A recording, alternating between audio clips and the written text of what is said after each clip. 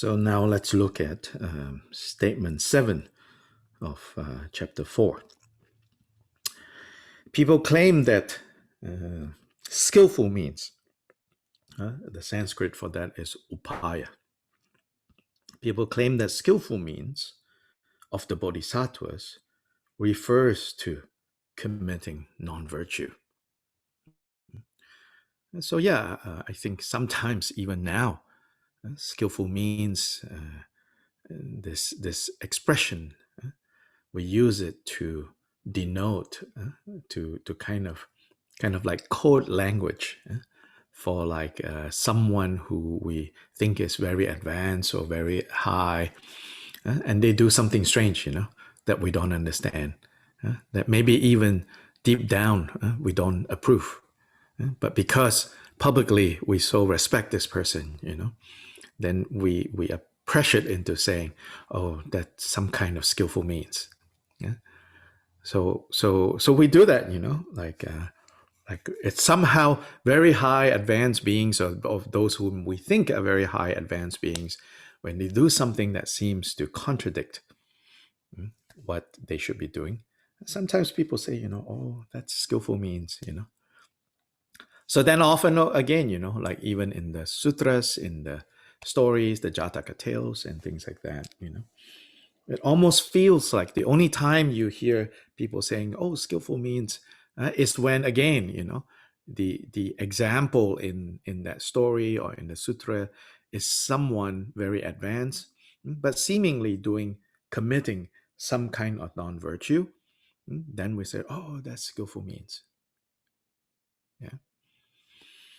Here, Kyoba Rinpoche wants to kind of say, that's not a good way to understand what skillful means is. So he says, if a non-virtuous deed occurs, so if it is really non-virtuous, right? If it's really a non-virtuous deed, and if that occurs, its result will arise, even for one who is skilled with regards to the means, with regards to how it is done. So he's saying, no matter how skilled you are, if indeed there is a non-virtue, then the negative results will arise. So again, like some of those examples that we have seen, right? In the case of Captain Compassion, the captain, the negative results arose. But then, of course, in all three stories, we are told, right? Their shield of, their protective shield of patient endurance that arises from them understanding the true nature of things. Even though the negative results arose, they were able to bear it. Perhaps even in some contexts, you can say they bore it with satisfaction because they know my bearing of this suffering is meaningful. So it's okay. Just like a mother would bear suffering for her children because it's meaningful to her. Then in the case of the king, no non-virtue even occurred, right? Because he was planning for a drought that is about to come. So there is really a case of how it appears as if he is being greedy. It appears as if he is being unreasonable, but none of his actions is motivated by the three poisons. Motivated, or none of his actions were originated from the three poisons. And therefore, there is no non-virtue. So once there's no non-virtue, then it doesn't matter whether you call it skillful, unskillful, or, If there's non-virtue, there's no non-virtue. If there's no non-virtue, there's no non-virtue. Then the action is not non-virtuous. All right? So let's look at the commentary here. If a bodhisattva has habituated himself to the virtuous paths and acts accordingly, and if this person has completely, if this bodhisattva has completely abandoned the non-virtuous path, all their behavior is nothing but the skillful means, and is never unskillful. For they are free from non-virtuous behavior. But if they nevertheless has committed non-virtue, just as darkness does not remove darkness, due to that non-virtue, they are unable to benefit themselves and others. If the great merciful captain, even though his motivation at the time of the cause is to benefit beings, does not cultivate the motivation of hatred. Motivation here, I think, in the Tibetan, it's a little bit less restrictive than at least in the English. I think in the English, motivation denotes like something more deliberate. Yeah, so here it's not necessary. Anyway, let's see. Right? If the merciful captain does not cultivate the motivation of hatred at the time of the actual deed, he cannot stab the victim with his weapon. So maybe not motivation. So if the great merciful captain does not muster up, enough hate, he cannot stab the victim. Therefore, the consequences of cultivating hatred are the sufferings that later arise. The Vinaya holds that the Brahmin boy Uttara considered the meaning of the Prajnaparamita Sutra and said to the Tathagata Kashyapa, how can a shaved monk have the awakening, whereby the result of that arose? There are many such stories as this one. So, of course, we don't know what this means yet. We have to rely on Sobish to explain.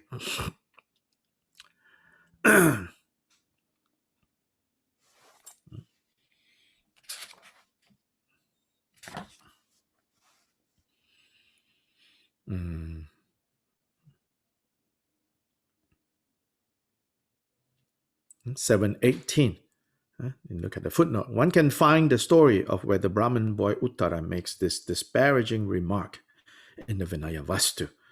So here we know that what it's talking about is that this Brahmin boy, apparently he saw the Buddha, but instead, he kind of insulted the Buddha and said, a shaved monk, a hairless monk, how can you be Buddha? How can you be awake? So, and then it said, the negative karma of that arose for this boy. The Shatta Sahasrika Prajnaparamita Sutra says, a bodhisattva must understand all causes, paths, and results of all of samsara and nirvana, from the beings of hell to the omniscient. The samsara mentioned in this teaching is that which one must abandon. However, one must abandon it after one has first understood it. If you don't understand it, you cannot abandon it. But if you have understood it, quite naturally, you will abandon it. So I often say, like sometimes people say, oh, I don't want to talk about the first noble truth. I already know about the first noble truth, the noble truth of suffering, the truth of suffering. I don't need to hear more, that's so depressing.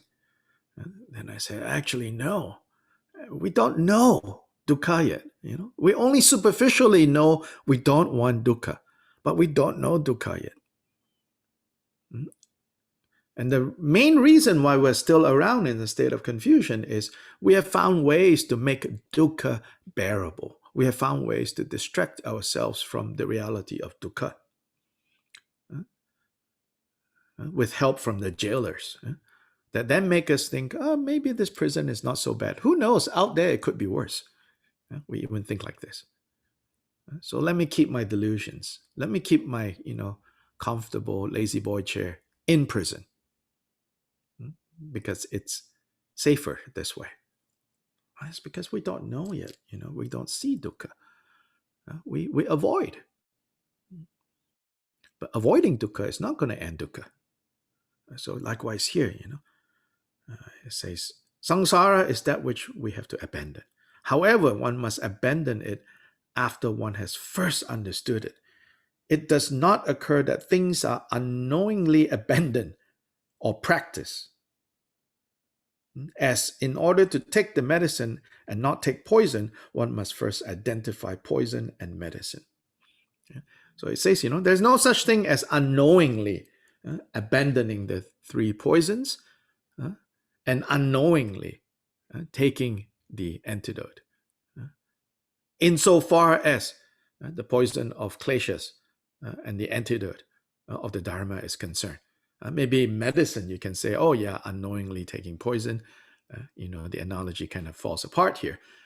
But insofar as klesha, you don't unknowingly abandon klesha. If you unknowingly abandon klesha, the effect is not strong.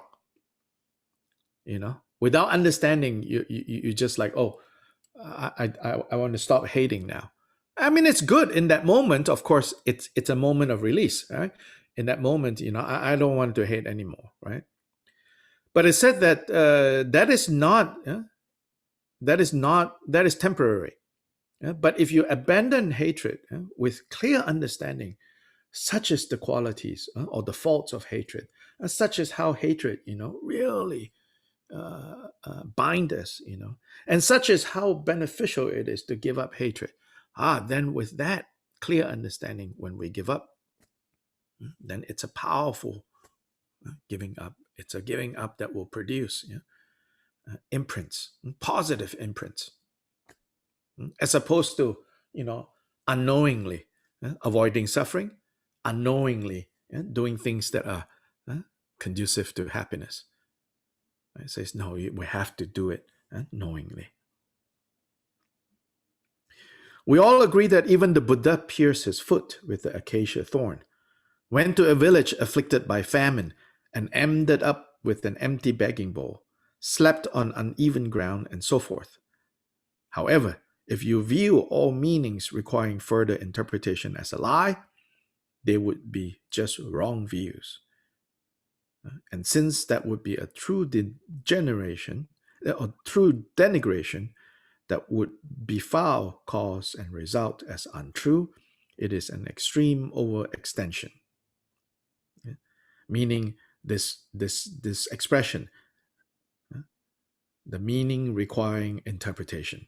So there are some who says, like, oh, these stories that you talk about, the Buddha, his foot pierced by a thorn, that he had to walk on uneven ground, that he sometimes have to suffer hunger because nobody would give him food.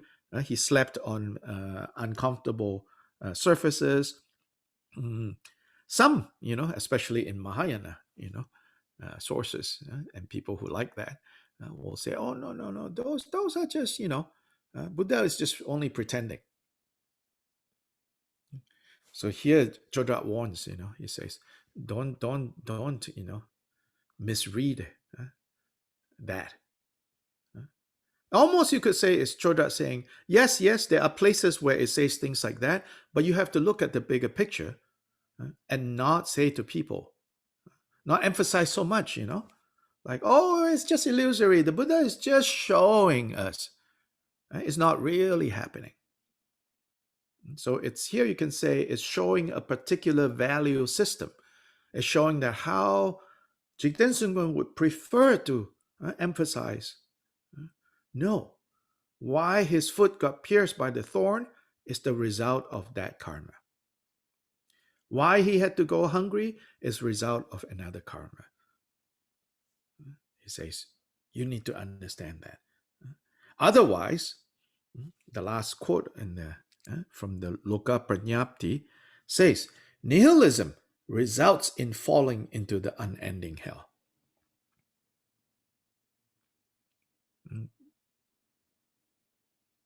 So we often talk about the two extremes, right? Essentialism or eternalism and nihilism. Nothing matters. Nihilism. Everything has been decided.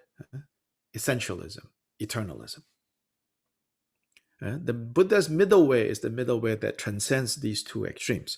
So here is saying, be careful against nihilism. The one that says, it doesn't matter. So yeah, I think Nagarjuna warns, those of you who study and practice, think that you're studying and practice teachings about emptiness, be careful not to become nihilistic. Nagarjuna says that the teachings on emptiness, if wrongly grasped, is more dangerous than, grasping with your bare hands a cobra.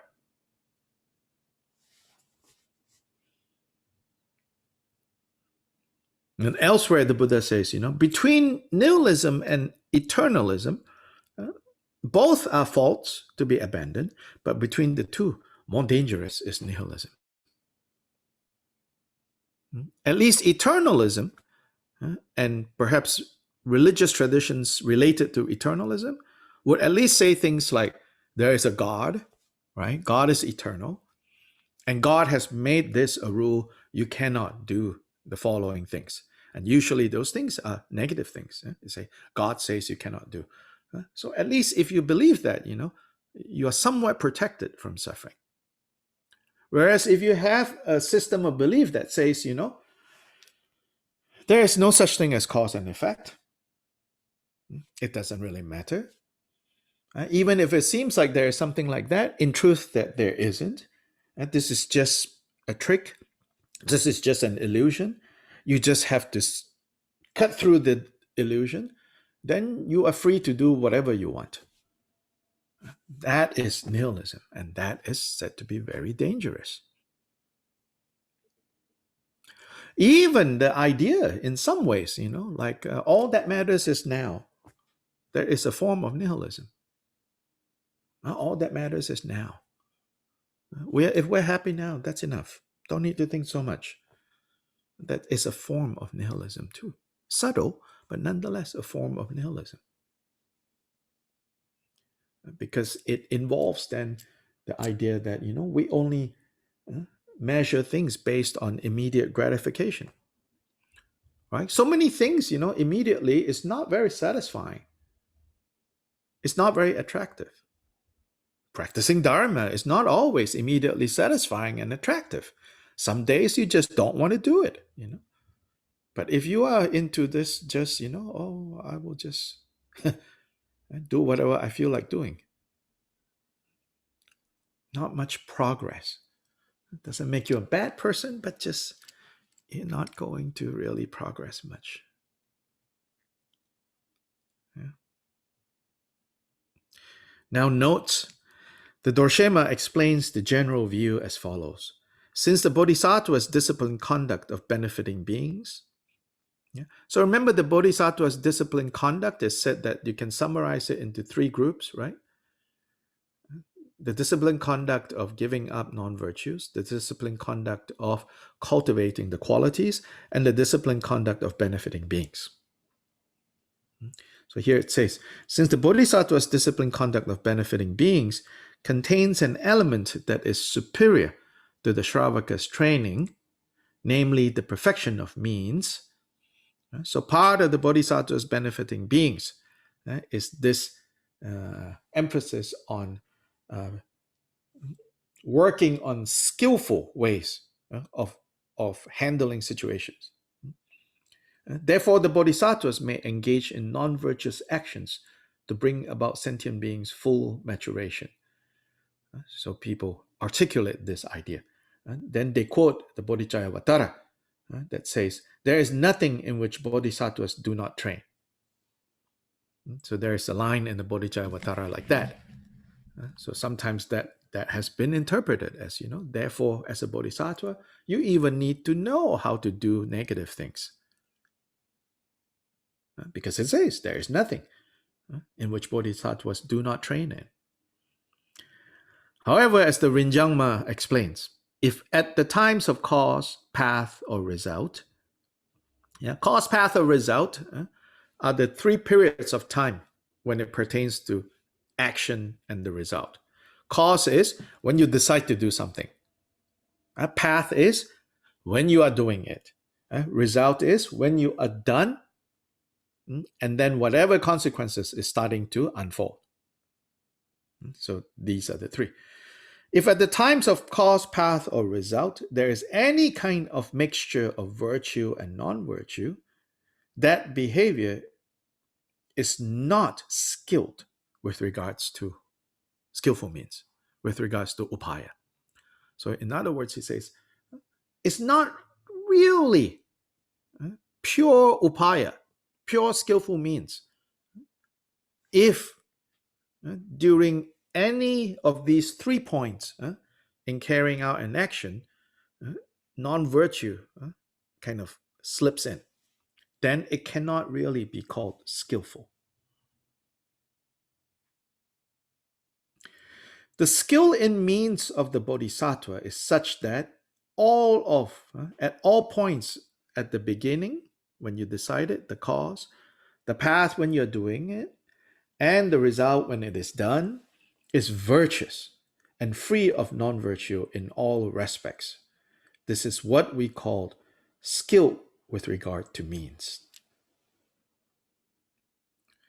So this point is really important. I can tell you that I have never been comfortable with sometimes I think it's a misspoken point and misunderstood, which is to say, often when as this you only find Tibetan lamas. I don't mean just ethnically Tibetan, but teachers in the Tibetan tradition. I've gone, because of where I grew up in Malaysia, we don't hear this so much in other traditions, which is whenever discussions about karma or teachings about karma, you'll hear them somehow, one way or another, saying, it's the motivation that matters. It's the motivation that matters, right? You hear this. But I can tell you, you're not likely to hear, like, say, Thich Nhat Hanh saying that. You're not likely to hear like Ajahn Chah saying that, Of course, when you study the Abhidharma about the mind and everything, both Thich Nhat Hanh, Ajahn Chah, and a Tibetan teacher would all agree, yes, the motivation matters. But you're not likely to hear, when they're teaching about karma, when they're teaching about, cause and effect, that says, oh, it's the motivation that matters. So I personally have not been comfortable with just this, with repeating this point. It's the motivation that matters. Because I can just look around and see so many cases where someone was, as we say, well-meaning, but even in English, we have the phrase, the road to hell is paved with good intentions. Yeah, the road to hell is paved with good intentions. Well-meaning, but it's not enough. In some ways, right? It's good that it's well-meaning, but that's not the end of it yet. While you carry out that action based on your well-meaning, you still need to be careful.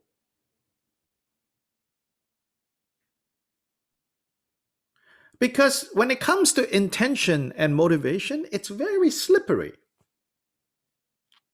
It's so easy to kid ourselves, to fool ourselves and think, oh, this is good motivation. This is pure motivation. It's very easy to kid ourselves. So any act, any karmic act, should be beautiful in the beginning, beautiful in the middle, and beautiful at the end. And even outside the context of karma, when we talk about I want to do something, yeah, again, I see again and again, people are so excited, people are so motivated. I want to do this, I want to do that. When it comes time to do it, it's done half-heartedly. Then the result that comes, it's kind of wasted. It's done half-heartedly. So it's easy, to be inspired, to be motivated, to actually carry something through. That's a whole different thing. I meet a lot of people, who get very excited about the Dharma. But maybe I'm just not skillful, so I'm usually kind of cold towards that. Because I'm like, well, it's going to cool down, then you're going to lose interest, then you're off to something else. It's not that I need anyone to prove themselves to me, but it's just, I've seen too much, people are very excited. So on the motivation side, it seems like, oh, they're so motivated, they're so, virtuous or whatever, but then it doesn't follow. So it needs to be beautiful in the beginning, beautiful in the middle, beautiful at the end. What is seen by other commentators as the merciful captain's skillful means, namely killing the assassin to prevent him from falling into hell, is skillful with respect to the victim, but not in regard to the bodhisattva's own conduct. Meaning it's skillful if we look at what it has prevented the victims, the assassin and his victims, how it prevented them from committing evil. So it's skillful from that perspective. But not in regard to the bodhisattva's own conduct. At the moment of actually stabbing the victim with his weapon, the bodhisattva who has to cultivate aggression, which will, despite his good motivation, separately ripen into a non-virtuous result. A bodhisattva who is skillful in all respects distinguishes poison from medicine before taking the medicine. The merciful captain, however, makes poison with medicine. So actually, in Drigong commentaries of this story, they will say, that is not an example of pure, skilled behavior. But of course, they all still say, the power of compassion of that act also separately ripen. Separately ripen as results. Positive results that gave us Buddha Shakyamuni today. Yeah. Both the Dorshema and the Rinjangma point out once again that there are no mixed results, wherein a good motivation outshines or supersedes an evil deed. Instead, all results arise individually and unmixed. Thus, the merciful captain experienced a good result, namely that his stay in samsara was reduced by 100,000 eons. So personally, for himself, actually, in the big picture, it was good. Yeah. But due to his moment of aggression, he was reborn in hell for many years, and even at the time of his Buddhahood, had his foot pierced by an acacia thorn.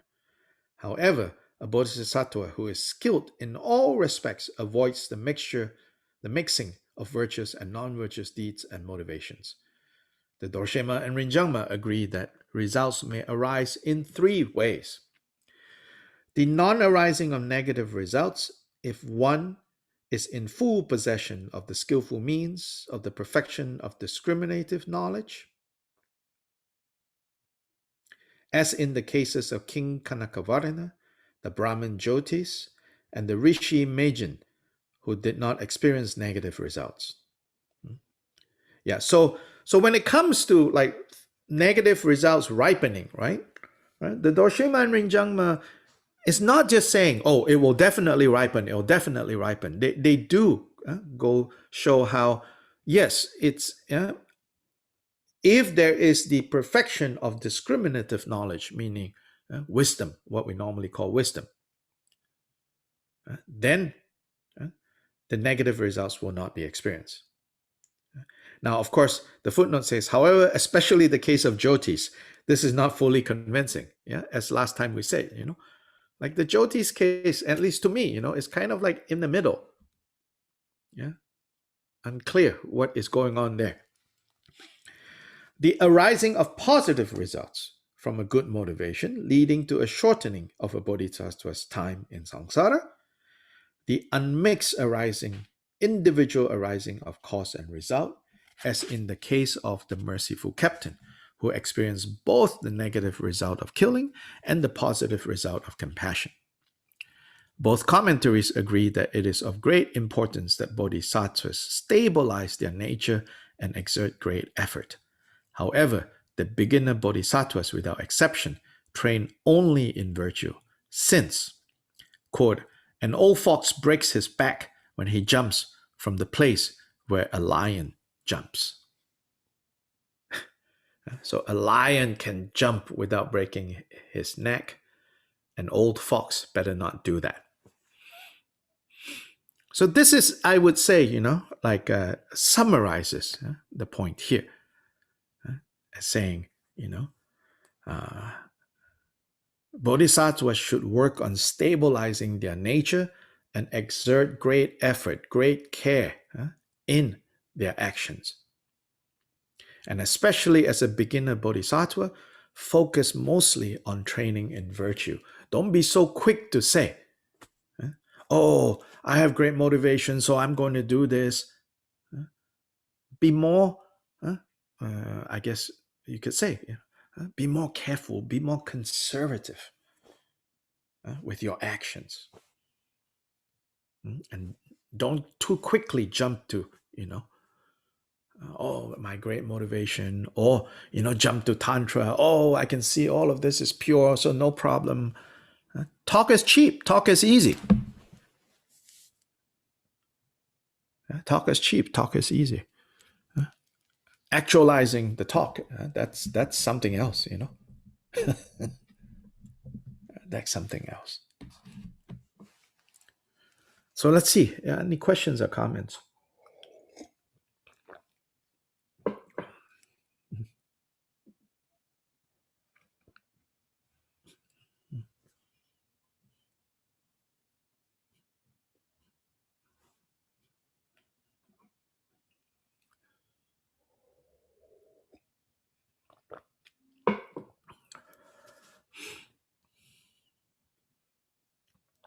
No? 4.8. Out of great compassion, good aspirations are formed for the benefit of others, and the sufferings of others is exchanged for one's own happiness. So that it would be a general statement of Donglen. Yeah? Out of great compassion, good aspirations are formed for the benefit of others, and the suffering of others is exchanged for one's own happiness. Here, Khyalpa Rinpoche cautions us.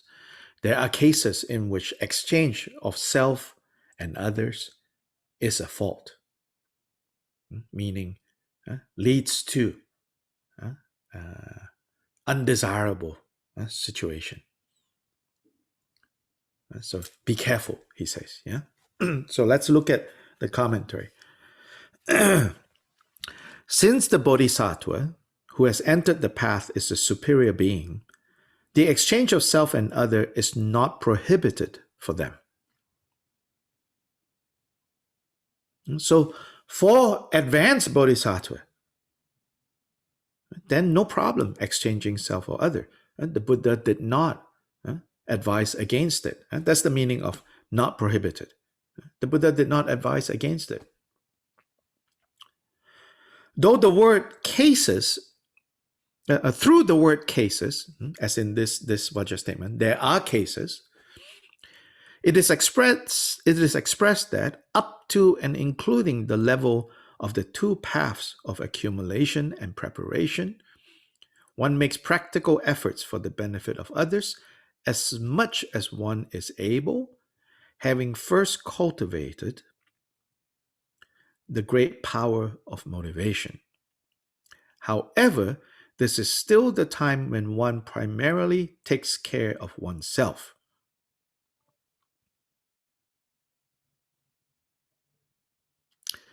So here, when we divide the path to Buddhahood as a system of the five paths, there's the path of accumulation, the path of preparation, the path of seeing, the path of meditation, the path of no more learning. These five. Yeah. So it's saying here, when you are on the path, the first two, accumulation and preparation, you make practical efforts for the benefit of others as much as you are able to. Yeah? But even that, having stabilized the great power of motivation, the resolve, the bodhicitta. However, as long as you are not yet on the path of seeing, you should primarily take care of yourself. But this taking care of yourself is not based on a selfish motivation. This is crucial, okay? This taking care of yourself is based on the understanding that if I cannot manage my own suffering, I can't help anybody else, Yeah, I cannot help anybody else. Yeah? So this benefiting, you should primarily take care of yourself. It's not motivated by, oh, I cannot help others. I'm more important. But no, it's like, in order to truly help others, I have to take care of myself. I've joked, like I think maybe you've heard me talking about this years before when I was teaching in a college. And I know some students who are like director of residence halls, sometimes I visit these residence halls, and the constant complaint is that these communal kitchens, where there's a kitchen, there's like dishes, people use, and there's always a pile of dirty dishes, And this was at a college where, at least, students get very excited, very heated when they talk about saving the world, saving the environment, social justice, this and that, they're all very excited about things like that. And so I said to the resident directors, I said, you should make like a bumper sticker, except this is a sink sticker. And it says, if you can't do your dishes, you can't save the world. It's as simple as that, Yeah. If you cannot clean up your own mess, all this talk about how you can save the world, how you can make it a better place, that's all bullshit. And you say, oh, it's just one plate, I'm doing tomorrow. There's where the problem, why the world has problems. It's there, really. If we cannot see that, because right there we're saying, I'm just leaving one small little plate. But you're completely not considering how it impacts others. You're only thinking of yourself. I really cannot do it tonight. I'll do it tomorrow. Well, there are 200 people in this building. And if 200 people, and the 200 didn't suddenly happen because one person thought, it's okay, it's just me. And next person, well, it's okay for him, it's okay for me, it's okay, okay. Now you have the problem. It started with, I can't do my dishes. Well, then it's very understandable, I can't do my dishes, in a way, it's very understandable. But therein is also then all this talk about saving the world. Okay, go talk somewhere else. You know, I can't listen. This is meaningless to me. If you cannot do your own dishes. So same principle here. Yeah. Talk about Tonglen and all that. Let's just start with, can you do your own dishes? Timely doing of your own dishes. Can you do that? If you cannot do that, then all that is just superficial. Goes on. From the path of seeing to the seventh stage. Now it's talking about, it's using two systems. That's why a little bit confusing. Path of seeing is the third of the five paths. Seventh stage is talking about the 10 bodhisattva stages or bhumis. At the first bhumi, the path of seeing is achieved, the equivalent. The first bodhisattva bhumi is the equivalent of the path of seeing. Then the path of seeing continues on for 7 stages. At the 8th stage is when you complete the path of seeing and you enter the path of meditation, like real actual meditation, like Mahamudra.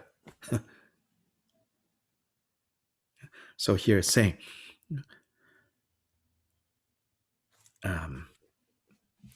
from the path of seeing to the 7th stage, so I think to simplify, we can say, then from the 1st to the 7th stages of the bodhisattva stages, both the motivation and practice are increasing, meaning aspiration bodhicitta and engagement bodhicitta are increasing.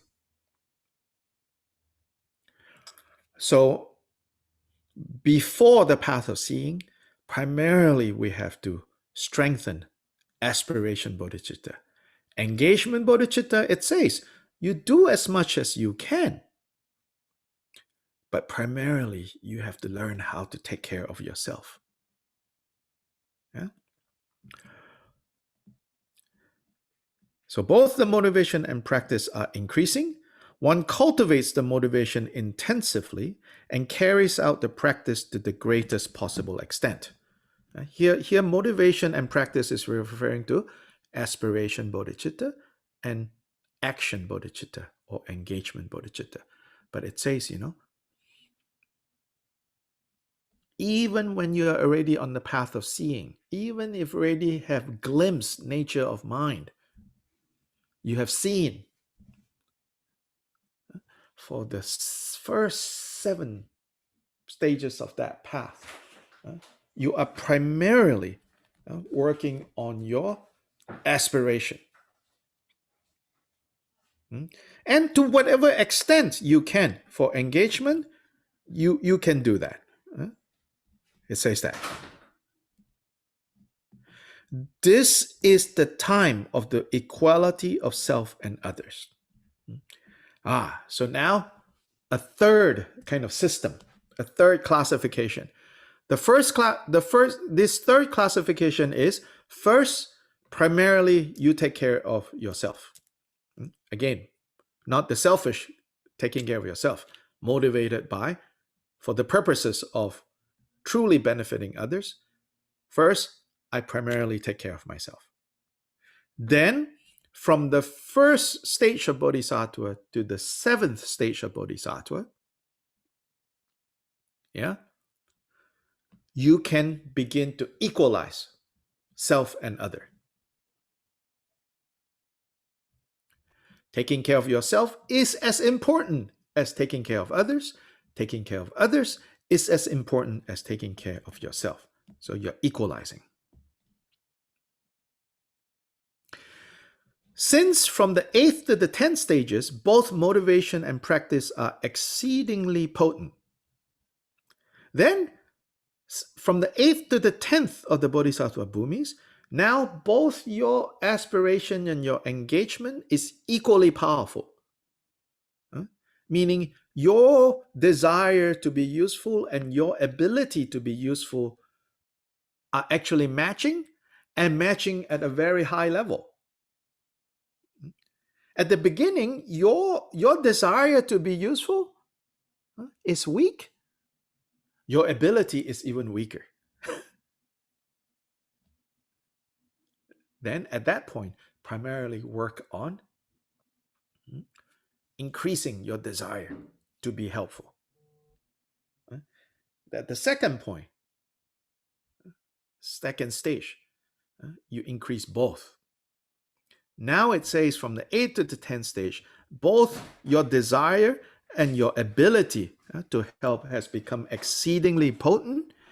One is now able to widely accomplish the benefit of others and to engage in widespread activities. One's special observances have become very great. Special observances is referring to certain kinds of, again, actions that seem to be contrary to expectations. But at this point, once you're on the 8th level of Bodhisattva to the 10th, you can do these things now. And also one has obtained a great capacity to endure suffering. At that point, you could be like Captain Compassion, even burning in hell. You have great capacity to accept that. Therefore, with a combination of such aspiration and engagement, one must now engage in the practices of vast liberality, meaning vast kind of generosity, that you can do it.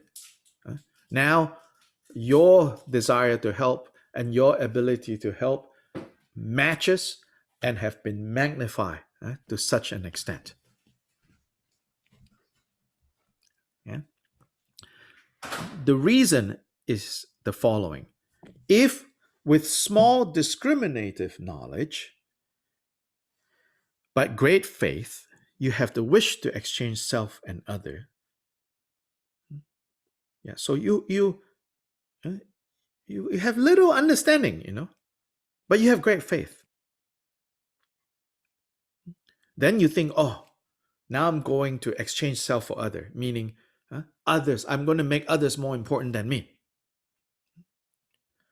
So it's based on great faith, as in you're so motivated by, helping all beings, living for the sake of all beings, right?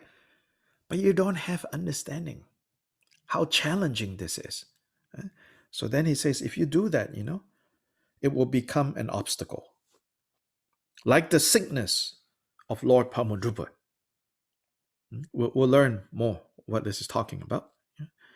Therefore, it is important for the beginner to get to the heart of the matter through the instruction in liberality that puts discriminative knowledge into practice. So liberality, generosity. So it's important to get to the heart of the matter. When we talk about cultivating generosity, understanding is very important. Otherwise, it will misfire. So he quotes Bodhicharyavatara. Give everything except for the 3 Dharma robes. Do not harm for a trivial reason the body that practices excellent Dharma. If you proceed like that, you will quickly fulfill the aspiration of beings. Do not give your body as long as your motivation of compassion remains impure, incomplete. But you should certainly give it to accomplish the great purpose in this and the next life. So here, he says, Bodhicharyavatara says, you can give everything. This is talking to monks. But your 3 robes, meaning the basic thing to protect your body, that, don't give it, So we don't need to be so literal to say, the 3 robes. I mean, the idea here is the 3 robes are what a monk would wear to protect his body. That you cannot so quickly disregard. And if it comes to a point where you have to think, should I give even this body or not? As he says, as long as your motivation is not yet perfect, you should not do it. But when you know you are truly ready, then yeah, of course you should do it. Yeah, you have permission, so to say. Yeah, the Buddha will say, yes, I'm not going to stop you because you are at that point. Yeah? But before that, no. As expressed in the Karuna Pundarika Sutra, the great bodhisattvas must act with the aspiration. May my body arise numerous as the fine dust particles of the Buddha fields. May each of the bodies be of equal size to Mount Meru. And may each of these bodies experience as many different sensations of sentient beings, sufferings as exist. I dedicate whatever virtue I have gathered for the benefit of all beings. Through these virtuous roots, may beings never experience suffering, and may they always be happy. So this is the aspiration. And so we have to practice this. And that's why you will hear, in the Tibetan tradition, they say, oh, aspiration prayers are really important. Aspiration prayers are really important. Yeah. Then sometimes people think, oh, chanting that is really important. No, what it's saying is, at this, where we are right now, we have to magnify our mind, our capacity, our aspiration. We have to work on strengthening that, and not overextend ourselves in terms of the engagement.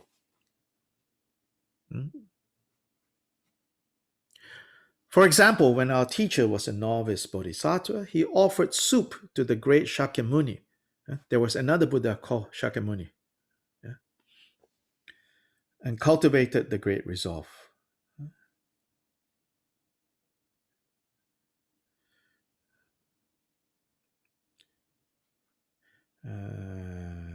Hold on.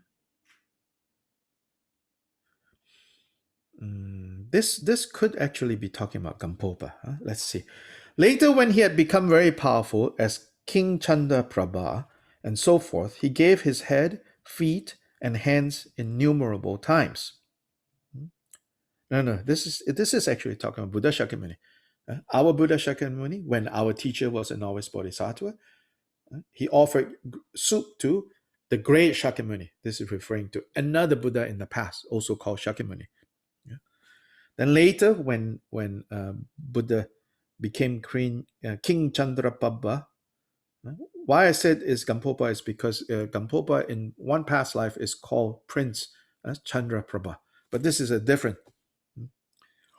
He gave his head, feet, and hands innumerable times. It is taught that now, without discerning the right occasion, as when one is a beginner, there are cases in which a fault occurs through the exchange of self and other. And thus we oppose this practice, let alone a practice of giving one's head and body.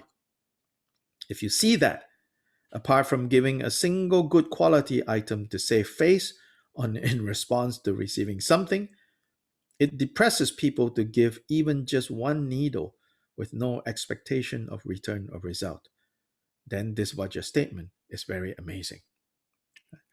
If you see that, it depresses people to give even just one needle with no expectation of result or return, then you can see how this Vajra statement is really amazing. This is really what this Vajra statement is pointing to, how we have to be very kind of attentive to, like our motivations. Don't get carried away by, it's easy to think, oh, saving all sentient beings, and some theme song comes on, and you're feeling very like, inspired. I think this word inspired, it's terrible. Dharma practitioners have become too reliant on I'm inspired. Oh my God, inspiration comes and goes,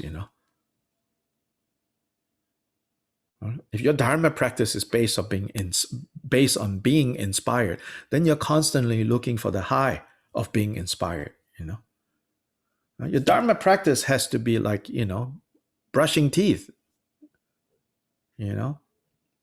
eating mashed potatoes.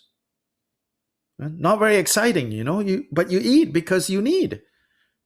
You brush because you need dental hygiene, you know. But all this inspire, you know, it's all.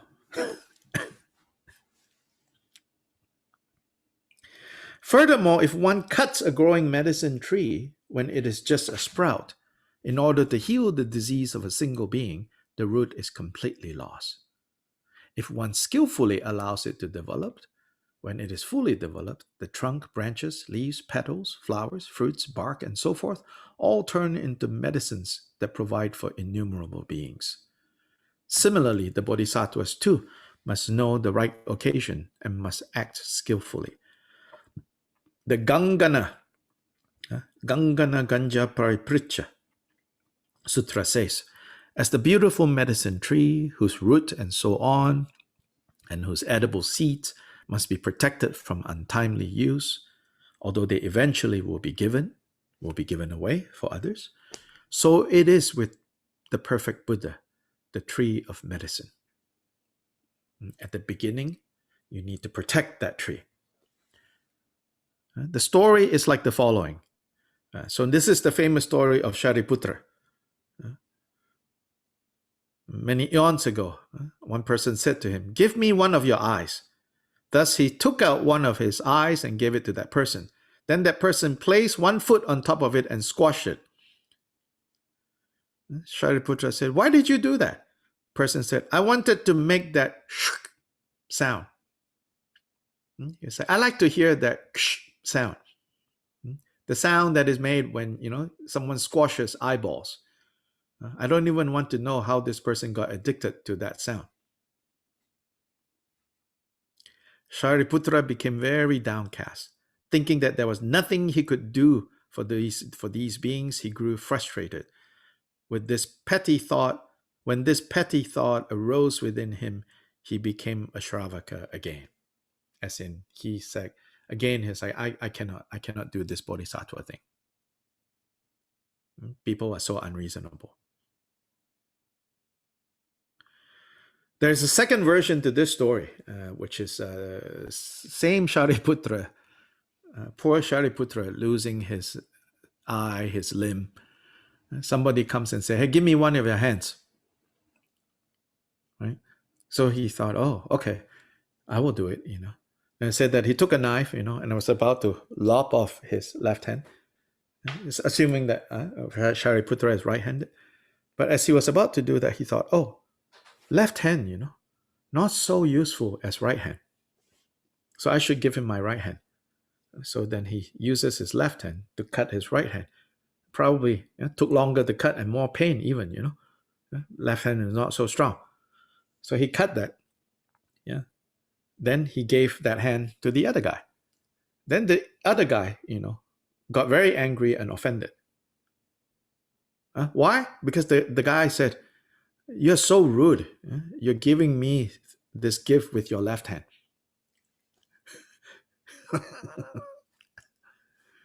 Shariputra said, "You know, no way. You know, sentient beings are impossible. I can only be a Shravaka. I can only be an Arhat." That's the second version of this story. Furthermore, do not give your head and body without the reliable practice that includes the special observance of bodhisattvas. Someone who boasts that he will obtain merit from offering this impure body not only lacks the resolve for awakening that exchanges self and other, but is also caught up in the eighth root transgression of mantra, which is like harming this body. Furthermore, some say that it is not fitting to cultivate the resolve for awakening, entailing the exchange of self and others. Therefore, they say that such cultivation of the resolve for awakening, which is not a skillful means, is a hugely mistaken dharma. If one errs concerning the vital point of the resolve for awakening, one will not attain Buddhahood through other dharmas. This is quoting Sakya Pandita. So Sakya Pandita said, you know, some people say exchanging self for other can turn very evil. They are not going to attain Buddhahood because. So Sakya Pandita he's quoting. Chodra responds, Up to this point, your attempt to refute the Vajra statement through such detailed explanation is astonishing. So sarcasm, yes, they do use sarcasm, okay? Even the great masters. The great Drigungpa differentiated the problem and said, "It in such and such a case, where did he teach that the dharma of exchanging of self and others is a great mistake? If a great bodhisattva does not understand the vital point of the resolve for awakening, he's only pretending to be a bodhisattva." Yeah. So basically, Choda is saying, our teacher, Jigten Sungwan, never said in all cases. Jigten Sungwan is just cautioning that if you are overexcited and perhaps out of even pride and think, oh, I can be a bodhisattva, I can do these things, then it will become a mistake. So he's only pretending to be a bodhisattva. So Choda is saying, Kyopa Rinpoche is only cautioning not to be naive bodhisattva, pretentious bodhisattvas, and not actual bodhisattvas. Yeah? Thus, which vital point is not realized? If you think that the intention of practicing that very exchange of self and other, and the offering of life with the resolve of a beginner up to an advanced level will not really occur, are you not disavowing the great many quotations from the Bodhicharyavatara, Gangana Ganja Paripricha Sutra, and the stories quoted above? What it means there is, he says, there are some people who think,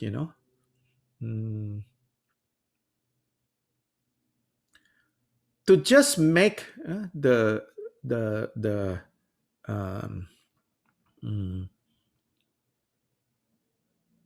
just they are just thoughts. They don't really matter. He says, if you say that, then you're really disregarding that. Here is talking about. Then there are some people who said, "What if I just think, oh, may the suffering of all beings ripen in me right now." Even that, it seems Kyoba Rinpoche will say, be careful when you say that, Don't say that prematurely, even if that is what you should genuinely feel. But you know what? Thoughts have consequences, he says. And I think this is true, especially some of us, we're still at the beginning, right? But then we hear these stories and we get so motivated, inspired again, right? Inspired. Then we say, oh, may all the negativity ripens in me. May all after 1 week, things don't go right, then your superstition arises. Oh, is it because I said that? So it's not meant for, kind of this superficial. I'm going to make this prayer now. I've met people like this who then, after a while, they say, oh, then they read mysterious things, especially Vajrayana has a lot of these kinds of things, Then they say, oh, I don't want to practice Vajrayana. It's bringing obstacles. I have all these obstacles that come because of, I made these prayers. See, all this kind of backfire. So it says, don't do that.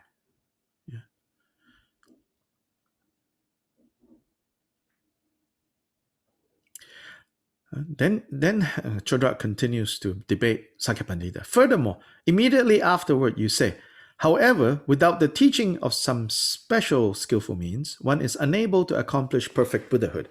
Therefore, the discriminative knowledge consisting of skillful means is the principal cause of Buddhahood. The intention of the great Drigungpa is that the beginner, intermediate, and advanced bodhisattvas, having different levels of familiarization with the motivation, with the aspiration, and the engagement, and more or less vast powers, right? So he's saying, as I lay it out, in terms of bodhisattvas, you have beginner, you have middle, you have advanced. Then, how are they beginner, middle, or advanced? Can be seen from Is the aspiration, right, the desire to help and the ability to help actually matching? That's one issue. Then, how big is the desire to help and how big is the ability to help? That is another issue. When those two, when desire and ability matches, when not only matches but develops to a very kind of strong level, then you have advanced bodhisattva. Through skillful means, gradually engage in the training of motivation and practice, such as the exchange of self and others. Therefore, it is astonishing that your words establish the intention of this Vajra statement much better than the numerous quotations and arguments. Basically, he's saying, actually, you agree with what Jigten Sungwan says, as in this quote, However, with the teaching of some special skillful means, one is unable to accomplish perfect Buddhahood. Therefore, the discriminative knowledge consisting of skillful means is the principal cause of Buddhahood. Yeah. He says, well, you said it, And why are you picking fights with the Vajra statement? Therefore, it is astonishing that your words establish the intention of this Vajra statement much better, as in much better than all the quotes and counter quotes that you were doing.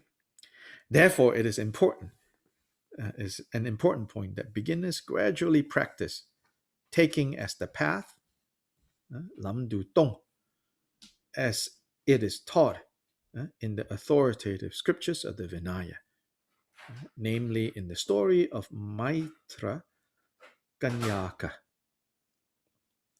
lam tong, lam du tong, taking as the path.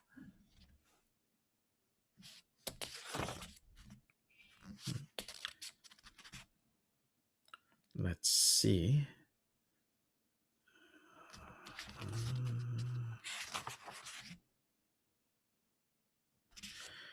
Look at the footnote.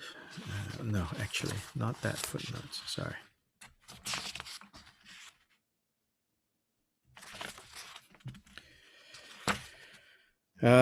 In Chodrak's commentary, there are some very interesting, not Chodrak, in Sobish's notes, there are some very interesting points. Again, when we look at that section, we're not going to focus so much on his responding to Sakya Pandita. As I said, our interest is not so much in the debates between Sakya Pandita and Drigong people throughout history. Not at all. We're not interested in that. But we'll look at the places where Rinjangma and Dorshema further explain this statement, elaborates on this, and I think that's good. That's important. This, let's see, I want to quickly look at one thing. Lam du tong. Lam tong is not explained here, but I assume that it means that.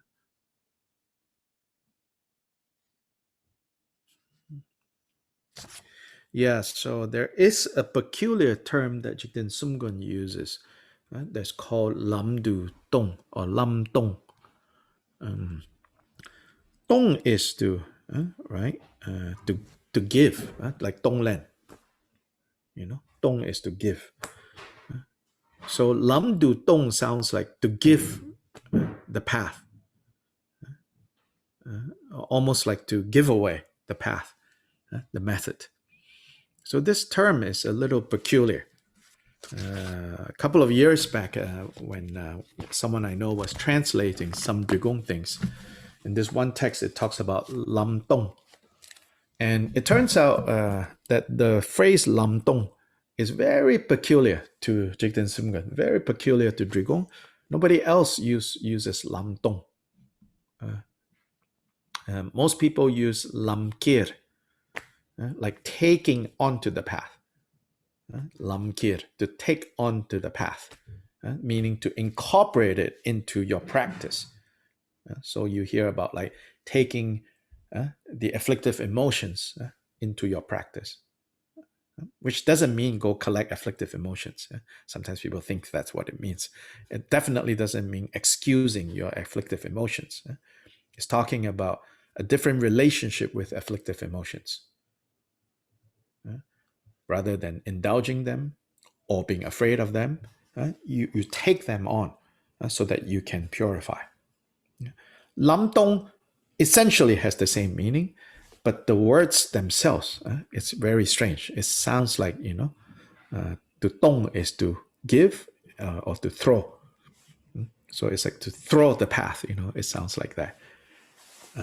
But Khenchen Rinpoche said that here, tong also has the meaning of releasing. So then it's releasing onto the path, allowing to releasing onto the path. So that's lam kia. Kim, what you're talking about is lam kia. That's a very common one. Whether to take onto the path, bring onto the path, all has the meaning.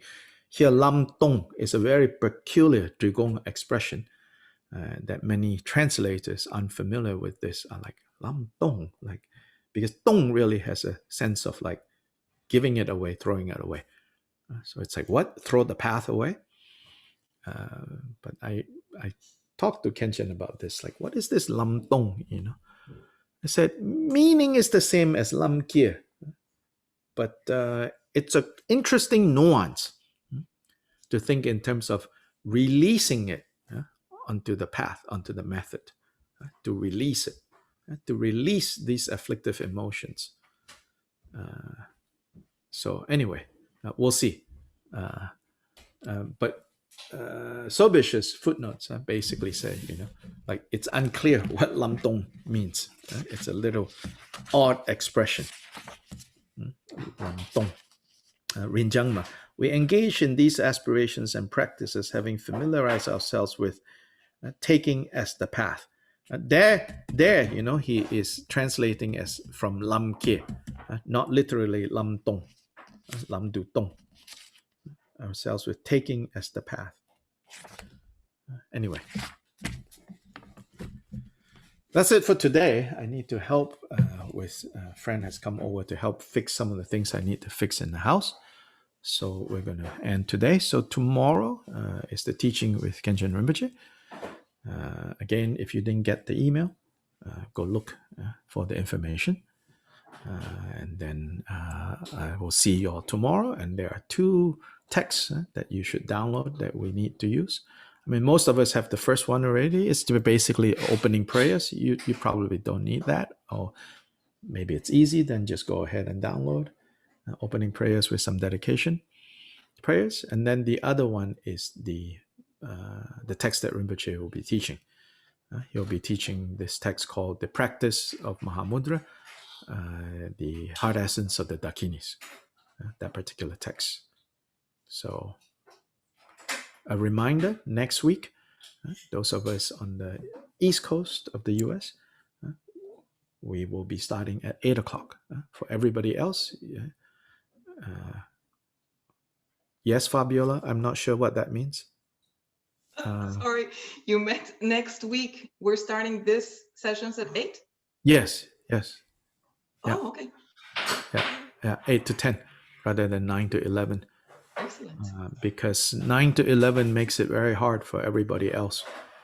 And there's only, on a good day, basically, 5 people on the East Coast of the US. So majority of this group are on other time zones, and changing because of the daylight savings ending, then we changed, and that makes it very hard for majority of this group to participate in what we're doing. And so we're going to do from 8 to 10 starting from next week. Changchu Sem Cho Rinpoche Ma Ge Ba Nam Ge Gu Chi Ge Ba Nyam Pa Me Pa